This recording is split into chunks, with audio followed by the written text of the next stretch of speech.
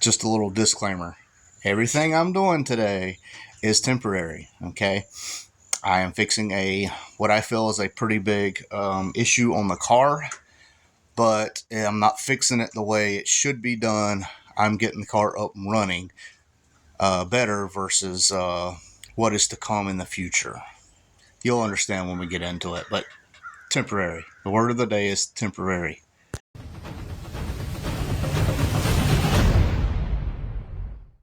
It involves this hodgepodge of fuel line. They have hard line to rubber line to back to, let's see if you can see that, back to this disconnect.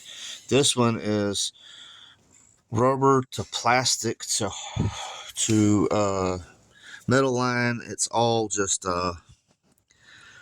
it's a pain in the butt, and I don't trust it. So I'm gonna see what I can do about getting that fixed before I get this car back down. All right, so this is my feed line, and that's what I'm talking about right there. Look how pinched down that is. This was clearly bent at one point. So I'm just going to run rubber line from back here to there. Fuel injection hose. Don't get fuel line because it's not rated for the PSI that a fuel injection system runs. Get fuel injection hose. So I got enough to run from back here where it's tied in to there until I can go all -6. Yes, I'm going -6, not -8. I don't plan on making, over 500 horsepower, if that. Probably be around the 450 mark, and stay with that. I'm not looking for a race car. I'm looking for a fun street car. So I'm going to get that replaced and see if that helps with any of these issues. All right, so this went from metal line to this rubber hose, which is don't even appear to be fuel line. It has no markings for fuel line. It is very soft and pliable. It don't have any belt or anything in it. I don't know how it's lasted, but you can tell in areas where it is ballooned. It goes from there into this metal piece, from this metal piece to this plastic piece. Then it went from this plastic piece up to the metal fitting again. So a lot of BS that I'm eliminating right here. So I got to fix from this side, and holy shit, I just noticed this. Let's see if it'll let me focus. Look at that. That is smashed almost shut. It's not even round. All right, again, this is temporary. I cut it off. They had it on an angle. I just cut it straight. And then I'm actually going to flare the end. They didn't have an end flared, but I'm going to flare it just to be on the safe side. This is my return line. It's connected here. This metal piece goes all the way down to here. So the chances of this, with this going up like this, it was kinked inside here, and then plus it's got a kink. So about right here, there was a kink where the metal hose was touching the inside at an angle, and then this right here was kinked to go up into this. They didn't even remove the plastic off of this. I mean, that's real easy. Cut that off. That's all you got to do. And if you notice, this isn't even in the right size. That's why they ran it so far down. This is a quarter, and this is probably same as this. Yeah, so this is 5/16. This is 225 PSI. Now, the return don't have to be high pressure because it don't have a ton of pressure on it, but it's got to be able to flow. It can't have 5 or 6 kinks in it. All right, so I did get it up there. No kinks. I have to get it up here a little bit better. If you notice, I tried to make that bracket where it worked, but this line is just too fat. I need to give it some more room, so probably just going to use a few zip ties through here and over here to kind of make everything nice and neat together. I mean, what project car don't have zip ties, right? All right, we have smooth transitions into there. There's no kinks. Goes in, ties in. Like I said, I flared the ends. And it's just this little kit. It's not like a double flare, but it is flared. So that should help. And now I can go prime the system and see if I got any leaks before I put this wheel back on. All right, well, let's hit the phone on everything. No leaks. Everything's good, smooth.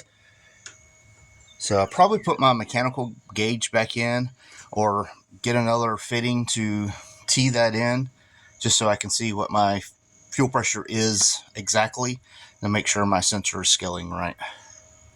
Because it was probably all off because of that. I probably had to crank it way up to get up to where I'm at because everything was cinched off. Well, ran out of lighting out here. Had some stuff to do.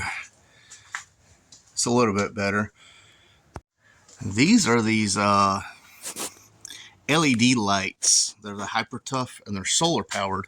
So they're rechargeable. I got the two solar things right here. And yeah, they work pretty good. I don't like how they kind of leave the line. You can see where it's rocking the lines. But all in all, can't complain too much. I do wish it would cast a little bit differently, but if I park the car right here where I have it, I can actually see into the engine bay and it does pretty good. But now them fuel lines are taken care of and it doesn't leak. And I can start getting more of this back together. I know I keep saying I'm going to do the dump video, but I wanted to get everything taken care of and just slowly move back. So maybe the dumps will be, you know, next week, week after. But this is stuff I had to get done. That was pretty bad. That could have caused engine failure or anything like that because it was kinked. The one part, essentially, I don't know how to explain it. Where the hose went in, like say this is the metal hose, it went in at such an angle that it was jammed in. So it was essentially kinked that way. So instead of this coming in straight, it was coming in like that, which essentially just bottomed out the hose on one side, left a very small area for the fuel to pass. Then the metal line, it was like this plastic line, it was crimped almost all the way down. And then the line where it came up right here, that was crimped. So that's smaller than it's supposed to be, and it was like this. So all of this combined, there was actually a line down there. It wasn't even a fuel line. When I touched it, I had gas on my hands. The whole outside started coming off on me, and it just, it dyed part of my hand black. It took a lot of scrubbing to get it off of there. But yeah, it's something like that I felt that needed to be taken care of as soon as I noticed it. I don't know how it's went this far, honestly, without running into more issues. It definitely was not getting a healthy fuel supply. I do want to do fuel PTFE from the pump all the way forward. I do have a Quantum 340 I'd like to put in, and then when I do the full PTFE, and I'm like I said, I'm 1-6. I don't plan on making over 500 horsepower. I'd like to stay around the 450 range. -6, people have ran, God, I forgot what it said. I mean, they run 600 horsepower or so off of -6. People have run 600 horsepower off of stock lines too. Is it smart? I mean, probably not, but that don't mean people haven't done it. So I'm going to get cleaned up, get inside, and go ahead and get this edited for y'all. This should be the Thursday video. But yeah, I hope y'all enjoy, and just more progress. Just check your lines out.